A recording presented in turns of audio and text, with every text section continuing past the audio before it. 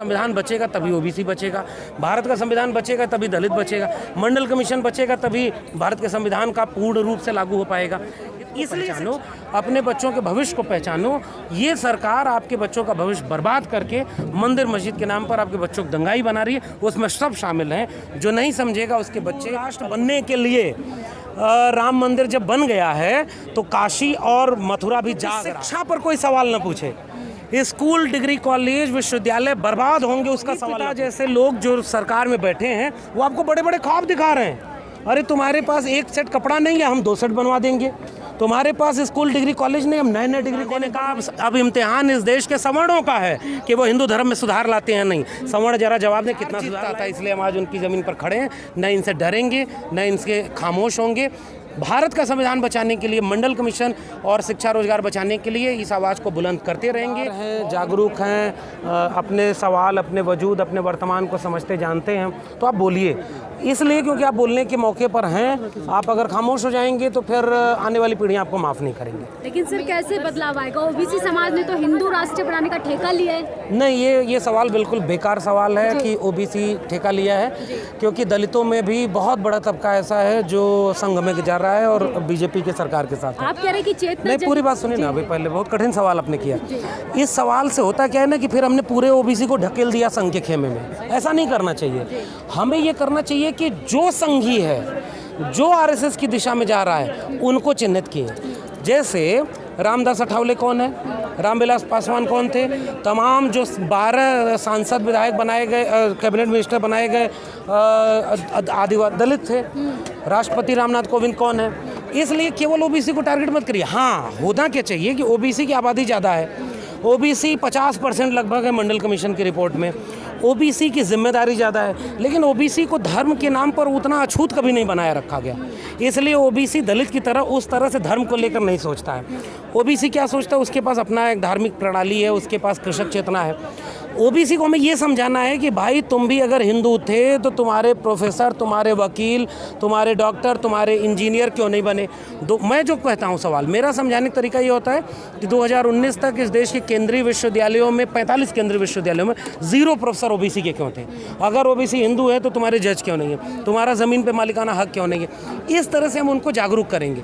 हमें इस समय एक बड़ी एका बनाने की ज़रूरत है। जो दलित भी भटक करके संघ की शाखा में जा रहा है, उससे भी कहते हैं कि बाबा साहब को पढ़ो, आप उनको अपमानित मत करो। वहाँ भी जाके जय भीम बोल रहे हैं और वही लोग तो लिवा के जा रहे हैं मोदी को, जो बाबा साहब की मूर्ति पर माला भी पहना रहे हैं। मोदी बोल रहे हैं कि बुद्ध न होते, बाबा साहब न होते तो मैं प्रधानमंत्री न बनता। तो इतना बड़ा धोखा तो सामाजिक न्याय को ये सारे लोग दे रहे हैं। हमारा काम ये होना चाहिए कि जो हमारी भूमिका है, लोगों को ये समझाएं कि भाई आप अगर हिंदू बनोगे तो आपको हिंदू, मुस्लिम, मंदिर, मस्जिद, इन सब के नाम पर केवल बरगला करके आपके बच्चों का भविष्य बर्बाद किया जाएगा। इसलिए ओबीसी को ये समझाना है कि तुम खुद सोच के देखो ना कि अगर ओबीसी हिंदू है तो प्रोफेसर, डॉक्टर, इंजीनियर, ज़मीनों का मालिकाना हक क्यों नहीं है। ओबीसी धर्म से उस तरह प्रताड़ित ही नहीं रहा, इसलिए उसको समझाना कठिन होता है। इसलिए वहाँ पर जो है बात, अच्छा धार्मिक की बात है, ओबीसी को कहा जाता है कि तुम छत्री बन गए हैं। तो भाई मगध वंश किसका था, मौर्य वंश किसका था, पाल वंश किसका था, गुर्जर प्रतिहार कौन थे, ये सब शासक लोग थे। तो इसलिए वो अपने को छत्री कहते हैं, जो गुलामगिरी में ज्योतिबा फुले भी कहते हैं, हु और शूद्रा में डॉक्टर अंबेडकर कहते हैं कि ये जो लोग ब्राह्मणों के सामने झुके नहीं, आर्यों के सामने झुके नहीं, उनको उन्होंने शूद्र बनाया। इसलिए हमारी भाषा, हमारी शब्दावली ऐसी हो कि जो नहीं समझ रहा उसको जोड़ने के लिए, उसको अपनी तरफ ले आने के लिए कि भारत का संविधान बचेगा तभी ओबीसी बचेगा, भारत का संविधान बचेगा तभी दलित बचेगा, मंडल कमीशन बचेगा तभी भारत के संविधान का पूर्ण रूप से लागू हो पाएगा। इसलिए शिक्षा की लड़ाई लड़ना जरूरी। इसलिए आज हम यहाँ पे छात्र संसद कर रहे थे कि शिक्षा बचाओ तभी देश बचेगा, तभी दलित, पिछड़े, आदिवासी, पसमानदा, महिलाएं, ये सब जो 90% लोग हैं ना, इन सबको समझाने की ज़रूरत है। प्रेम से, तर्क से, सूचना दे करके, तथ्य दे करके कि आप अपने हित को पहचानो, अपने बच्चों के भविष्य को पहचानो। ये सरकार आपके बच्चों का भविष्य बर्बाद करके मंदिर मस्जिद के नाम पर आपके बच्चों को दंगाई बना रही है। उसमें सब शामिल हैं। जो नहीं समझेगा उसके बच्चे कल को से माफ़ नहीं करेंगे। बीजेपी समझा रही है कि स्वर्ग का रास्ता इसी नीति से जाएगा। बीजेपी तो अच्छे दिन भी ला रही थी। बीजेपी कह रही है राम मंदिर बन जाएगा तो सब देश का कल्याण हो जाएगा। बीजेपी कह रही थी कि हम आएंगे, और बीजेपी के लोग जो बीजेपी के समर्थन करते थे कि 35 रुपये लीटर पेट्रोल बिकेगा, हम आ जाएंगे तो चांद पर भी हम बस्ती बनवाएंगे। बहुत कुछ कहा था। पहले उसने सपने बेचा और उसके बाद सपने क्या बेचा, अच्छे दिन लाएंगे। सपने बेचा कि पेट्रोल डीजल कम करेंगे, बहुत हुआ महिलाओं पर अत्याचार, अब की बार उनकी सरकार, बहुत हुआ अन्याय, ये सारी कुछ चीज़ें उन्होंने बोली। सपने बेचा। जब सपने बेचने में वो एक बार ही नहीं 2 बार कामयाब हो गया तो देश बेचने लगा और उसने बैंक बेच दिया, रेलवे बेच दिया। उसके बाद जितने भारत की नवरत्न कंपनियां थी, जो इस देश की पूंजी थी, जो इस देश के नागरिकों की पूंजी थी, वो बेच दिया। अब उसने शिक्षा भी बेच दी। तो वो जो बेचने वाले लोग हैं वो ये बेच रहे हैं। अब वो बेचता हुआ कोई सवाल न पूछे, कोई ये ना पूछ दे कि तुमने घोषणा पत्र में तो कुछ और लिखा था, तुम काम कुछ और कर रहे हो। तुम्हारे लोग कह रहे हैं कि हिंदू राष्ट्र बनने के लिए राम मंदिर जब बन गया है तो काशी और मथुरा भी जाग रहा है। ये वही प्रणाली है जिसमें इस देश के सेकुलर, लिबरल, प्रोग्रेसिव लोग कल को कहते थे कि अटल बिहारी बड़े अच्छे नेता हैं। तो कहते थे ना अटल बिहारी ने कि नुकीली ज़मीन है, ज़मीन समतल करनी पड़ेगी। अचानक 19 दिसंबर 1949 में मस्जिद के नीचे मूर्ति प्रकट हो गई, देश मान लिया। गणेश जी दूध पी रहे थे, देश मान लिया। क्या क्या इस देश में हुआ है। आज इस देश में अब फिर से वही राम मंदिर बन गया तो काशी मथुरा क्यों? क्योंकि शिक्षा पर कोई सवाल न पूछे। स्कूल, डिग्री कॉलेज, विश्वविद्यालय बर्बाद होंगे उसका सवाल न पूछे। शिक्षा का बजट घटाया जा रहा है। लोगों को 50 साल में बेरोजगारी सबसे ज़्यादा हो गई। इस देश के नौजवान सड़कों पर भटक रहे हैं, डिग्रियों की कोई कीमत नहीं रही। जिनकी डिग्रियां फेक थी उन्होंने आपकी डिग्रियों को कूड़ा बना दिया। जो खुद तड़ीपार थे उनका बेटा वो जो है जाकर के बीसीसीआई के चेयरमैन बन रहा है। और कुम्हार, लोहार, बढ़ई, नाई, मोची, मल्ला, निषाद इनके बच्चों को कह रहे हैं कि पीढ़ियों से जो काम कर रहे थे, जिसमें आप हुनर है, उसी को हम डेवलप करेंगे। यही नई शिक्षा नीति है। बजट घटाओ। एक चुटकुला सुनिए, कभी हंस भी लिया करिए। एक ट्रेन में बच्चा जा रहा था तो सामने वालों को देखकर कहा कि पापा हम मिठाई खाएंगे। तो पिताजी नाराज़ हो गए, अब ट्रेन में मिठाई कहाँ से आएगी? तो कहा नहीं हम खाएंगे। तो पिता ने कहा कि अच्छा आँख बंद करके सोच लो और मन में खा लो। वो बेटा भी उसी का था, उसने आँख बंद करके खोला, उसके बाद कहा खा लिया। तो पूछा क्या खाए? तो कहा लड्डू खाया। पिता जोर से मारा, कहा मन ही से खाना था तो रसमलाई खाता। ये वही पिता जैसे लोग जो सरकार में बैठे हैं वो आपको बड़े बड़े ख्वाब दिखा रहे हैं। अरे तुम्हारे पास एक सेट कपड़ा नहीं है, हम 2 सेट बनवा देंगे। तुम्हारे पास स्कूल, डिग्री कॉलेज नहीं, हम नए नए डिग्री कॉलेज बनवाएंगे। तुम्हारे पास देश जो है गर्त में जा रहा है, हम विश्वगुरु बनेंगे। ठेके पर गुरु रखने वाले लोग विश्वगुरु बनने का ख्वाब दिखा रहे हैं। आपको ख्वाब बेचा जा रहा है इसलिए ताकि आपके भविष्य को बेच दिया जाए, और बेच दिया गया है। मैं इस देश के आम आवाम से कह रहा हूँ, जब मंदिर मस्जिद से फुर्सत मिल जाए, जब मस्जिद के नीचे शिवलिंग मिले, इससे खुश हो लेना। जब हिंदू राष्ट्र बनाने के लिए जब त्रिशूल तलवार लेकर के अपने बच्चों को भेज रहे हो, उसके बाद जब शाम को बच्चा घर लौटे, टीवी पर जहर देख करके मन भर जाए, तो बैठ करके एक बार सोचना कि 5 साल बाद तुम्हारा बेटा बेटी कहाँ खड़ा होगा, उसके हाथ में कौन सी डिग्री होगी, उसके हाथ में कौन सी नौकरी होगी, उसके हाथ में कहाँ वो जाएगा।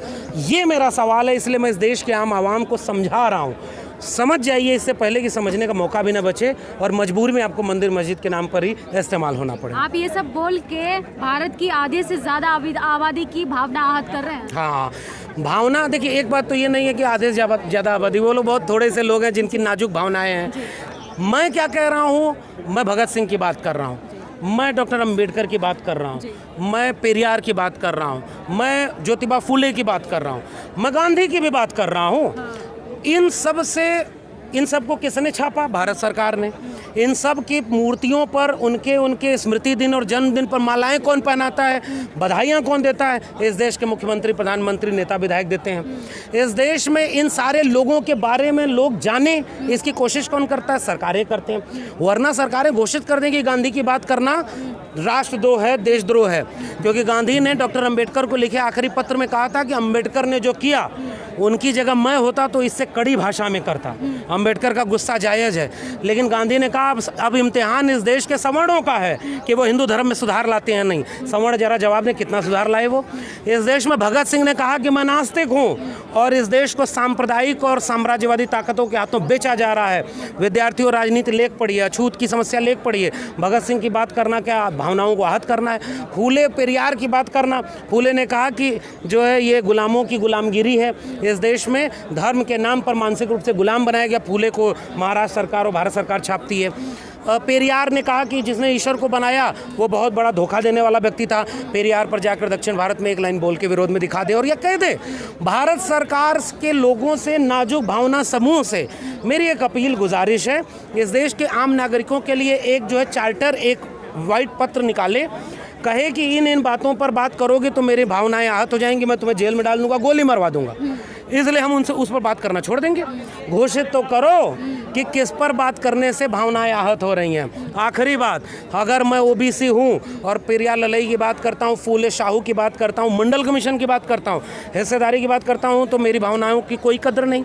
मैं अगर दलित हूं, जितेंद्र मेघवाल की मूंछ रखने पर हत्या होगी, मैं ये सवाल उठाऊं तो क्या दलितों की कोई भावना नहीं? उनके पास 1% से कम जमीन है, नौकरी 4% से भी कम है, दलितों की कोई भावना नहीं। बस्तर बकसवा के जंगलों में आदिवासी मारे जा रहे हैं, उनकी कोई भावना नहीं।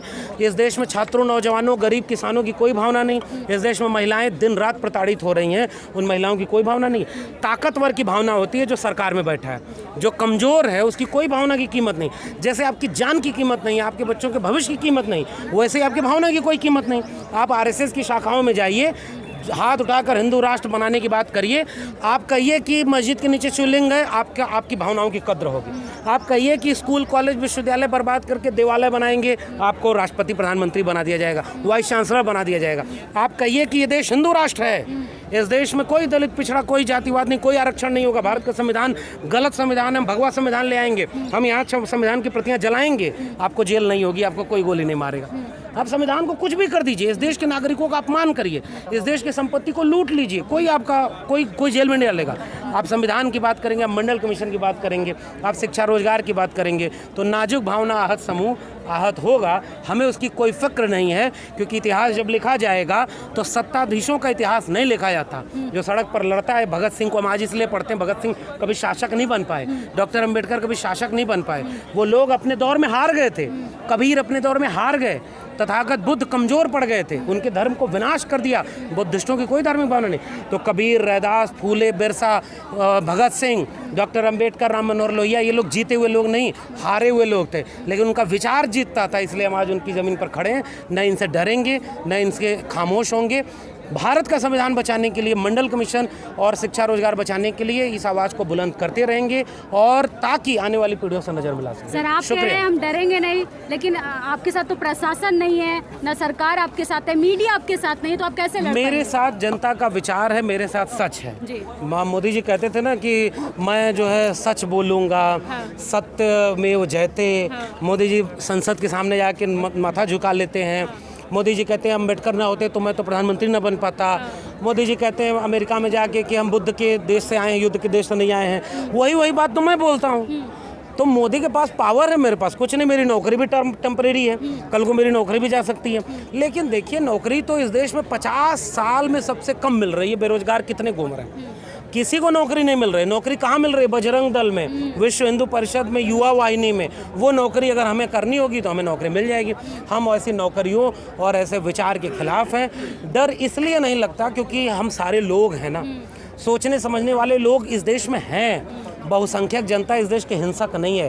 त्रिशूल तलवार लेकर के जैसे हर ओबीसी नहीं जा रहा, वैसे हर व्यक्ति भी नहीं जा रहा, हर दलित भी नहीं है। तो इस देश के 85-90% जो वंचित लोग हैं ना, उनमें से आधे भी अगर हमारे साथ हैं तो भी हमारे पास बहुत बड़ी ताकत है। और हम लोग डरने के लिए नहीं, लड़ने की संस्कार और लड़ने की ज़मीन पर खड़े, इसलिए बिना डरे उनसे लड़ते रहे। लेकिन बीजेपी तो आपको भटका रही है, मूर्ति पे माला और विचारों पे ताला लगा रही है बहुजन समाज के, ऐसे कैसे लड़ चलेगा? नहीं, यही है, वो अपना काम कर रहे हैं, हम अपना काम कर रहे हैं। उनके पास पैसा है, पावर है, उनके पास टेलीविज़न है, मीडिया है, उनके पास घर घर बांटने के लिए पैसा है, झूठ फैलाने का तंत्र है।